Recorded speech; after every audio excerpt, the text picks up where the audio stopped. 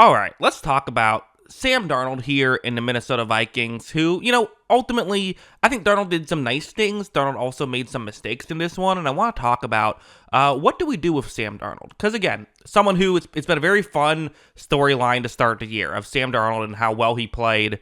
He's clearly establishing that he is a starting caliber quarterback, but also I think there might have been moments here and there in this game that you would have potentially liked to see him make a play. Well, let's get into it. The good and the bad of this Vikings offense that nearly beat a really good team. First, there's a play like this. This is in that early stretch when they went up 10-0 very quickly. You have a Justin Jefferson route against zone coverage right here. It's a 3rd and 1. So a lot of teams would run the ball here or try for something quick. The Vikings, I think, playing a little bit smart here, saying, hey, let's have Jefferson run a little bit further deep. The Lions won't fully be expecting that. And when the play begins, this worked. I mean, Jefferson is open. The Lions were all over those underneath routes, which, again, you have to give credit to Darnold for reading that as well, because, I mean, if the underneath routes were open, I'm sure they would have liked to see him throw it there.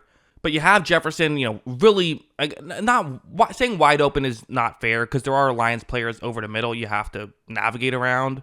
This throw isn't Darnold's best throw of the game, but still a good enough throw to get the completion. And you got to factor in there was a little bit of pressure, not a ton, but there was a little bit that might have disrupted it a bit. But again, at the end of the day, when you have Justin Jefferson, you just got to put it in the area. He's usually going to make the grab there. So yeah, that's really good stuff. Also over here, I thought Darnold just made some good plays. He was able to make stuff happen at times.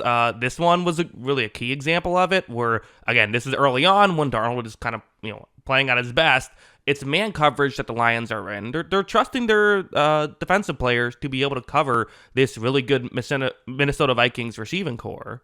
And here, when the play begins, watch that right there. Really good blitz pickup by the Minnesota Vikings. I thought they blocked really well in this game, gave Darnold plenty of time to look around the field and find who's open.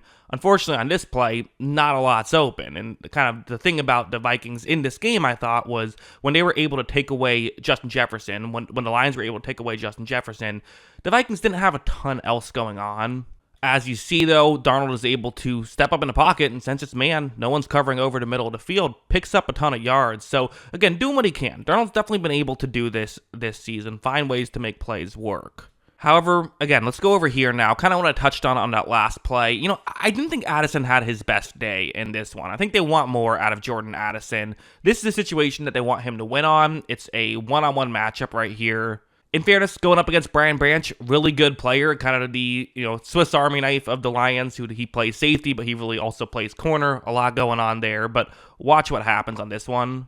Darnold takes the snap. You're going to see Addison starts running over the middle, gets kind of towards where he needs to be, but Branch is just right over him. So again, do you want to blame Addison? Do you want to credit Branch? Whatever you want to do. At the end of the day, he's not winning right here, and that is tough for a quarterback. The throw goes in anyway, but it's knocked away. Really good defense, has to be mentioned, but also I think they wanted a little bit more there. And then we got to talk about the interception, which is actually a pretty similar play here by Darnold. It's a big play, though. I mean, you don't want to turn the ball over here just outside field goal range, down 4 points already. You have Jordan Addison running a route over the middle. I'm going to actually put a different angle on the screen at the same time because this will help show what is going on. But again, you saw the play. It's man coverage, the route over the middle for Addison. When this play begins, it appears as though it's working. I mean, you see Terran Arnold is, giving up on the route, essentially. He's getting beat too far to the inside. So what he's actually doing is he's passing off Addison to Brian Branch. So the deep safety on this play is now going to come in and cover Addison. Arnold essentially becomes the safety. He goes back in the safety position. Really well executed by Detroit, and Darnold just didn't pick this up because, as you see, Darnold is going to make this throw anyway, and Branch is now in front of it and is able to get the interception. Again, had Darnold read the play, I'm sure he wouldn't have made that throw. Did not read the play, and because of that, key interception. So not an ideal play there by Darnold is totally fair to say. Again, he did still make some really good throws. This is a Justin Jefferson play, but you know what? Justin Jefferson still is human. You have to give him a catchable ball, right?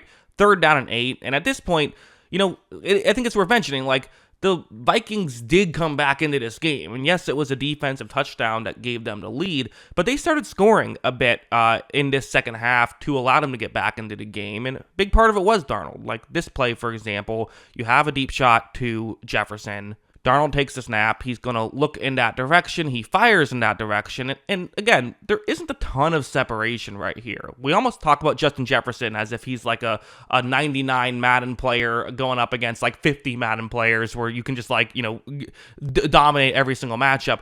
It doesn't quite work out that way. Like, obviously, you can still defend him. But when Darnold puts a throw like that, it's not that easy to do so. There's not much you can do defensively if, Jefferson's running routes like that and Darnold is hitting the throws consistently down the field. That's a very good play by Sam Darnold here. It really was. To me, this is the other play you look at, though, with Darnold and say, you would have loved to have this one. That interception was definitely not an ideal play, but, playing in an NFL game against a good defense, you're going to have some of those. This is the play again, it's game situation-wise. It's 3rd down and 4. The Lions have 2 timeouts and a 2-minute warning, so a first down here essentially means you need one more first down to ice it, but you can help kill the clock, and you have that opportunity. So definitely one you want to take. The concept itself, really, it's more towards the top of the screen that Darnold's going to end up looking towards. Watch what happens. Darnold takes a snap. He's going to roll out in that direction. He fires, and he's really going for Jefferson. Jefferson is a bit open. I think part of the issue is that Jordan Addison's route is kind of right underneath it. So Darnold wants to make sure he gets it over Addison, but still in position where Jefferson can make the grab. But that one was too high. Like, you would have liked to see it be in better position for it to be caught. Wasn't quite able to work right there. And because of that, they gave the ball back to the Lions, and then ultimately the Lions were able to win. So, yeah, a couple of plays here and there that you would have liked to see more from Darnold. So, yeah, I guess in conclusion here, to say that Sam Darnold's been a problem or like flaw in this roster would not be fair, I don't think. It is maybe fair to say, though, that, like, you look at the other Super Bowl contending teams, like, usually they have, like, really good quarterback play. And even, like, I've questioned if Jared Goff's a good enough quarterback to win a Super Bowl before, and, like, he's a really good quarterback, right? Because usually to win it in today's NFL, you need to be, like, an amazing quarterback. So when you have a quarterback who's like a solid quarterback who's playing solid football with Sam Darnold, I think you do wonder when you play against the great teams, could that become an issue?